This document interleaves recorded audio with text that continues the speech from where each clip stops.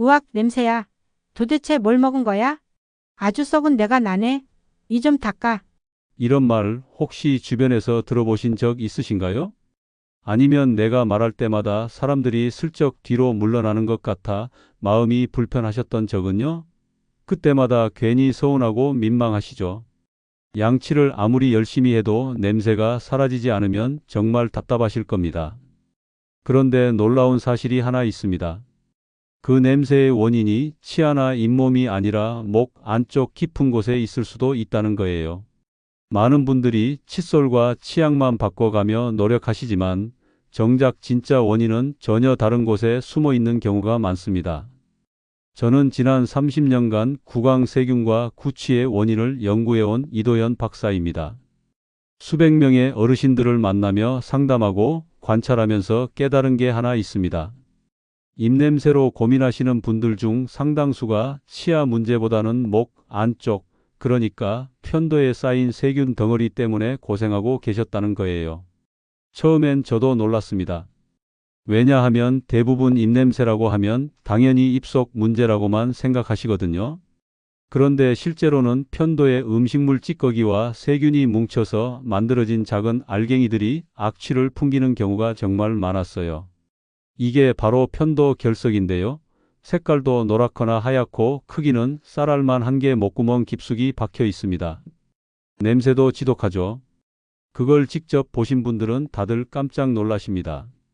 오늘은 여러분께 이 편도 결석이 왜 생기는지, 그리고 굳이 어디 가지 않아도 집에서 스스로 관리할 수 있는 현실적인 방법들을 알려드리려고 합니다. 어렵지 않습니다. 조금만 습관을 바꾸시면 충분히 해결할 수 있는 문제예요. 지금부터 제 이야기를 끝까지 들어보시면 왜 그동안 냄새가 안 사라졌는지, 그리고 앞으로 어떻게 하면 되는지 명확하게 아실 수 있을 겁니다. 요즘 이런 입냄새 고민 때문에 마음 한편이 무거우신가요? 혹시 비슷한 경험 있으시다면 댓글로 편하게 남겨주세요. 함께 이야기 나눠보면 좋겠습니다. 얼마 전에 72세 되신 이순자님이라는 분이 제게 오셨어요. 얼굴에 걱정이 가득하셨는데 첫 마디가 이거였습니다. 박사님, 저 양치를 하루에 3번씩 하는데도 냄새가 도대체 안 사라져요. 뭐가 문제인지 모르겠어요. 그래서 제가 일단 목 안쪽을 살짝 들여다봤습니다. 그랬더니 편도 부분에 하얀 알갱이 같은 게 여러 개 박혀 있더라고요. 바로 그게 냄새의 주범이었던 거죠. 편도 결석이라는 건데 이순자님은 그동안 그게 뭔지도 몰랐다고 하셨어요. 이순자님 말씀이 그동안 치약도 비싼 걸로 바꿔보고 구강청 정제도 여러 가지 써봤는데 전혀 효과가 없었대요. 손주들하고 같이 있을 때도 혹시 냄새 날까봐 자꾸 입을 가리게 되고 그러다 보니 말도 줄어들고 자신감도 떨어졌다고 하시더라고요. 정말 마음이 아팠습니다. 이런 분들이 한두 분이 아니거든요. 그래서 저는 우선 이순자님께 하루 3번 하시던 가글 자세부터 바로 잡아 드렸습니다. 그동안은 입 앞쪽만 대충 헹구셨던 거예요. 그게 아니라 고개를 뒤로 젖히고 목구멍 깊숙이 물이 닿도록 천천히 가글해야 한다고 알려드렸죠. 그리고 미지근한 소금물로 하루 3번, 식사 후마다 30초 이상 꼼꼼하게 헹구시라고 했습니다. 일주일 뒤에 다시 오셨는데 놀랍게도 냄새가 절반 이하로 줄어 있었어요. 이순자님이 정말 환하게 웃으시면서 이렇게 말씀하시더라고요. 박사님, 손주가 오늘 아침에 할머니 냄새 이제 안 나요? 그러는 거예요. 얼마나 기쁜지 몰라요. 그 말을 들으니 저도 정말 뿌듯했습니다. 작은 습관 하나만 바꿔도 이렇게 큰 변화가 생기는구나 싶었죠. 오늘 이 영상에서 말씀드릴 내용은 여러분의 구취 관리 방식을 완전히 바꿀 수 있는 중요한 지혜입니다. 이 이야기를 끝까지 듣고 실천하셔야만 진정한 변화를 경험하실 수 있어요. 중간에 멈추시면 가장 중요한 실천법을 놓치게 됩니다. 특히 뒤에 나올 집에서 할 수 있는 구체적인 관리법을 모르시면 지금껏 하신 노력들이 의미 없어질 수도 있습니다. 혹시 아직 구독과 좋아요를 누르지 않으셨다면 지금 바로 눌러주세요. 이 채널은 여러분의 건강한 노년을 진심으로 응원합니다. 이런 중요한 정보를 더 많은 분들이 알 수 있도록 구독과 좋아요로 힘을 보태주시면 정말 감사하겠습니다. 끝까지 보시면 왜 지금 당장 여러분의 작은 습관을 바꿔야 하는지 분명하게 깨닫게 되실 겁니다. 여러분의 가글 습관을 바꾸는 작은 실천만으로도 충분히 일어날 수 있는 일이죠. 그래서 이제는 우리 일상에서 편도 결석이 생기는 구체적인 이유들을 하나씩 짚어보겠습니다. 어릴 때 목이 자주 붓고 열이 나서 고생하신 적 있으신가요? 혹시 편도염을 여러 번 앓으셨던 분들이라면 더 주의하셔야 합니다. 편도염을 자주 겪으면 편도 표면이 울퉁불퉁하게 변하거든요. 그러면 음식 찌꺼기나 세균이 그 틈 사이에 쉽게 끼게 되는 거죠. 한국구강생물학회에서 조사한 결과를 보면 어릴 때 편도염 이력이 있는 성인의 65% 정도에서 편도 결석이 발견됐다고 합니다. 생각보다 굉장히 높은 비율이죠. 제가 상담했던 분 중에 69세 김영호님이란 분이 계셨어요. 김영호님은 감기만 걸리면 목이 심하게 붓고 냄새도 함께 심해지는 증상을 겪고 계셨습니다. 자세히 살펴보니 편도 깊숙한 홈 속에 결석이 여러 개 숨어 있더라고요. 그래서 따뜻한 물로 자주 가글하시라고 권해드렸고 맵거나 짠 자극적인 음식은 되도록 피하시라고 했습니다. 특히 통증이 지속될 때는 무리하지 말고 충분히 쉬셔야 한다고 강조했죠. 여러분도 혹시 어릴 때 편도염을 자주 앓으셨다면 지금부터라도 관리에 신경 쓰셔야 합니다. 그 다음으로 중요한 게 바로 숨 쉬는 습관이에요. 코가 막혀서 입으로 숨을 쉬는 분들 많으시죠? 비염이 있으시거나 코 막힘이 심하면 자연스럽게 입으로 숨을 쉬게 되는데 이게 큰 문제입니다. 입으로 숨을 쉬면 목이 금방 마르고 그러면 세균이 훨씬 더 쉽게 번식하거든요. 서울생활환경연구소에서 조사한 내용에 따르면 입으로 숨 쉬는 습관이 있는 사람들은 그렇지 않은 사람들에 비해 구취 발생률이 2.3배나 높았다고 합니다. 제가 만난 65세 최미정 님도 바로 이런 경우셨어요. 비염 때문에 밤에 잘 때 특히 입으로 숨을 쉬셨는데 그러다 보니 편도에 결석이 자주 생기고 아침마다 냄새가 심했던 거죠. 수면 중에는 가습기를 틀어서 공기를 촉촉하게 유지하시고 낮에는 의식적으로 코로 숨쉬는 연습을 해보시라고 했습니다. 그런데 비염이 심하신 분들은 그냥 두지 마시고 제대로 관리를 받으셔야 해요. 안 그러면 근본적인 해결이 안 되거든요. 여러분은 평소에 코 막힘 때문에 입으로 숨 쉬는 일이 잦으신가요? 침 분비가 줄어드는 것도 정말 큰 원인 중 하나입니다. 침은 사실 우리 몸의 천연 세정제예요. 입안을 자동으로 씻어주고 세균을 억제하는 역할을 하거든요. 그런데 나이가 들면 자연스럽게 침 분비량이 줄어들게 됩니다. 연구 결과에 따르면 침 분비가 줄면 구취 농도가 2배 이상 높아진다고 해요. 게다가 약을 드시는 분들 중에도 부작용으로 입이 마르는 경우가 많습니다. 74세 박명자님이라는 분이 계셨는데 혈압약을 복용하신 뒤부터 입이 바짝바짝 마르고 냄새가 심해지셨다고 하시더라고요. 이런 경우엔 물을 자주 마시는 게 정말 중요합니다. 그리고 무가당 껌을 씹으면 침샘이 자극을 받아서 침 분비가 늘어나요. 단, 카페인이 든 커피나 차는 오히려 입을 더 마르게 만들 수 있으니까 조심하셔야 합니다. 혹시 평소에 입이 자주 마른다고 느끼신 적 있으신가요? 그렇다면 지금부터라도 물을 가까이 두고 자주 드시는 습관을 들이세요. 또 하나 간과하면 안 되는 게 바로 소화와 관련된 문제입니다. 특히 위산이 역류하는 증상이 있으신 분들은 더욱 주의하셔야 해요. 위산이 식도를 타고 올라오면 목을 자극하게 되고 그러면 편도에 염증이 생기기 쉽거든요.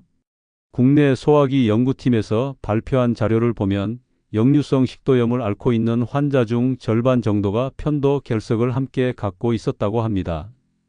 67세 정인수님 같은 경우도 식사 후에 속이 쓰리고 목이 따가운 증상이 자주 있으셨는데 동시에 입냄새도 심하셨어요. 이런 분들은 식사 후 최소 2시간 이내에는 눕지 말아야 합니다. 과식이나 야식도 최대한 피하시고요. 그리고 위산 억제제를 장기간 복용하시려면 전문가와 꼭 상의하셔야 해요. 자칫 다른 문제를 일으킬 수도 있거든요. 식사 후에 목이 따갑거나 뭔가 걸린 것 같은 이물감을 느끼신 적 있으신가요? 그렇다면 위산 역류를 의심해 보셔야 합니다. 마지막으로 정말 많은 분들이 놓치는 부분이 있는데 바로 가글 습관이에요. 가글을 하긴 하시는데 방법이 잘못된 경우가 너무 많습니다. 대부분 입 앞쪽만 대충 헹구고 뱉으시거든요. 그런데 편도는 목 안쪽 깊은 곳에 있잖아요. 그러니까 입 앞쪽만 헹구면 아무 소용이 없는 거예요. 구강위생학회에서 조사한 결과에 따르면 올바른 가글 자세를 익힌 사람들은 구취 감소율이 80% 이상이었다고 합니다. 진짜 큰 차이죠. 70세 김정자님이란 분도 처음엔 잘못된 방법으로 가글하고 계셨는데 제가 제대로 알려드린 후에는 냄새가 거의 사라졌어요. 방법은 간단합니다. 고개를 45도 정도 뒤로 젖힌 상태에서 목구멍 깊숙이 물이 닿도록 30초간 천천히 가글하시면 됩니다. 단 너무 강한 가글액은 오히려 목을 자극할 수 있으니 주의하세요. 여러분은 가글하실 때 목젖까지 물이 닿는 느낌이 나시나요? 그게 안 느껴지신다면 지금부터 자세를 바꿔보세요. 이렇게 5가지 원인을 다 살펴봤습니다. 이제 이런 원인들을 바로잡기 위한 구체적이고 실질적인 관리 방법들을 하나하나 정리해 드리겠습니다. 먼저 가장 기본적이면서도 효과가 좋은 방법은 미지근한 소금물로 가글하는 겁니다. 소금에는 세균을 억제하는 효과가 있거든요. 컵 하나에 미지근한 물을 담고 소금을 한 꼬집 정도 넣어서 잘 녹인 다음 고개를 뒤로 젖히고 목구멍까지 닿도록 천천히 가글해 보세요. 단 너무 짜게 만들면 오히려 염증을 자극할 수 있으니 조심하셔야 합니다. 적당한 농도가 중요해요. 하루 3번, 식사 후마다 30초 이상 꼼꼼하게 헹구시면 정말 효과를 보실 수 있습니다. 혹시 소금물 가글 해보신 적 있으신가요? 해보신 분들은 아시겠지만 생각보다 입안이 개운해지는 느낌이 확실히 있어요. 두 번째는 복부 압력 기침법이라는 건데요. 이건 결석을 물리적으로 밀어내는 방법입니다. 숨을 깊게 들이마신 다음 배에 힘을 주면서 캐 하고 강하게 기침을 해보세요. 그러면 목 안쪽에 붙어 있던 결석이 떨어져 나올 수 있어요. 단 너무 세게 하면 목이 아플 수 있으니 하루에 2에서 3회 정도만 시도하시고 힘들면 무리하지 마세요. 평소에 목에 뭔가 걸린 듯 답답하다고 느끼셨다면 한번 시도해 보시면 좋습니다. 세 번째로는 워터픽을 활용하는 방법이 있어요. 요즘 많은 분들이 집에 워터픽을 갖고 계시더라고요. 워터픽은 물줄기로 치아 사이를 청소하는 기구인데 이걸 편도 청소에도 활용할 수 있습니다. 다만 압력을 반드시 낮춰서 사용하셔야 해요. 너무 강하면 편도 조직이 손상될 수 있거든요. 약한 세기부터 시작해서 편도 전체를 부드럽게 물로 씻어주듯 해보세요. 집에 워터픽이 있으신 분들은 한번 시도해 보시면 정말 깔끔하게 관리할 수 있습니다. 네 번째는 혀 마사지입니다. 혀로 편도 주변을 자극하면 혈액순환이 좋아지고 침 분비도 늘어나요. 방법은 간단합니다. 혀끝을 입천장에 대고 뒤쪽으로 천천히 밀어주는 동작을 반복하시면 됩니다. 처음엔 하루에 5회 이하로 천천히 시작하세요. 익숙해지면 조금씩 늘려가시고요. 혀로 목 안쪽까지 움직여 본 적 있으신가요?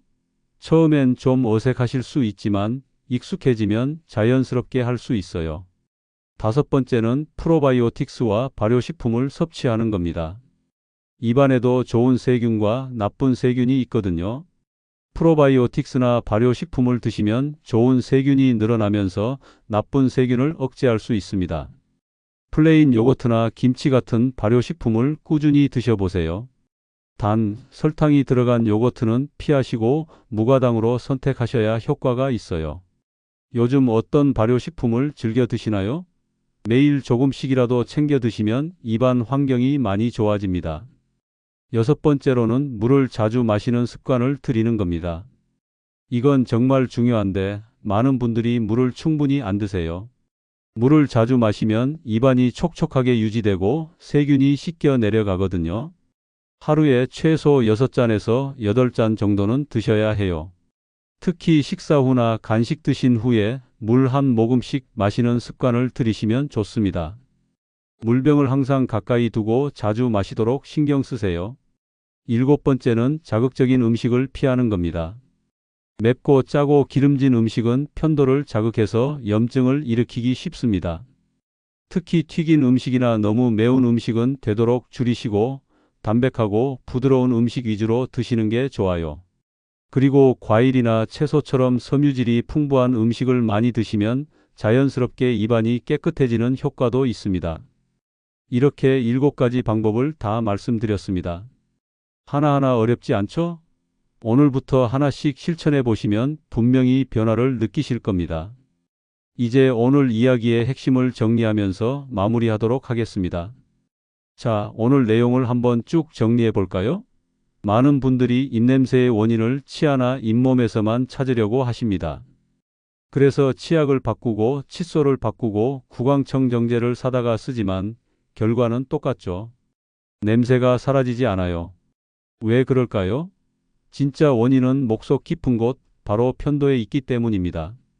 편도에 쌓인 세균 덩어리, 편도 결석을 관리하지 않으면 평생 반복됩니다. 반대로 이걸 제대로 관리하면 어떻게 될까요? 냄새가 확실히 줄어들고 자신 있게 웃고 말할 수 있게 됩니다. 손주들과 있을 때도 친구들과 수다 떨 때도 더 이상 입을 가리지 않아도 되는 거예요. 얼마나 편안하고 자유로운 일인지 모릅니다. 잘못 관리하면 어떻게 될까요? 냄새는 물론이고 편도에 계속 염증이 생기고 그러다 보면 면역력도 떨어집니다. 감기도 자주 걸리고 목도 자주 아프게 되죠. 반면에 제대로 관리하면 입냄새뿐만 아니라 전체적인 구강 건강, 나아가 목 건강까지 좋아지는 겁니다. 사람들과 대화할 때 자신감이 생기고 그게 또 삶의 질을 높여주는 거예요. 그럼 지금 당장 실천하실 수 있는 단 하나를 꼽으라면 뭘까요? 바로 오늘 밤 자기 전에 미지근한 소금물로 30초간 가글하는 겁니다. 단 하루만 해봐도 내일 아침에 상쾌함이 달라질 거예요. 입안이 개운하고 냄새도 확실히 줄어들 겁니다. 이렇게 작은 실천 하나가 여러분의 하루를 바꿀 수 있어요. 그리고 앞으로도 꾸준히 하셔야 합니다. 하루 3번, 식사 후마다 가글하는 습관, 물 자주 마시는 습관, 자극적인 음식 줄이는 습관, 이런 작은 습관들이 모여서 큰 변화를 만듭니다. 꾸준함이 가장 중요해요. 다음 영상에서는 입으로 숨을 쉴 때 우리 몸에 어떤 변화들이 일어나는지 그리고 그게 왜 건강에 안 좋은지를 자세히 다뤄보려고 합니다. 비염이 있으신 분들, 코 막힘 때문에 고생하시는 분들께 특히 도움이 될 거예요. 다음 영상도 꼭 챙겨보세요. 오늘 말씀드린 내용 중에서 가장 기억에 남는 게 뭔가요? 혹시 직접 해보시고 효과를 보신 분 계시면 경험담도 들려주세요. 여러분의 생각과 경험이 궁금합니다. 댓글로 편하게 남겨주시면 제가 다 읽어보겠습니다. 오늘도 건강하시고 다음 영상에서 또 뵙겠습니다.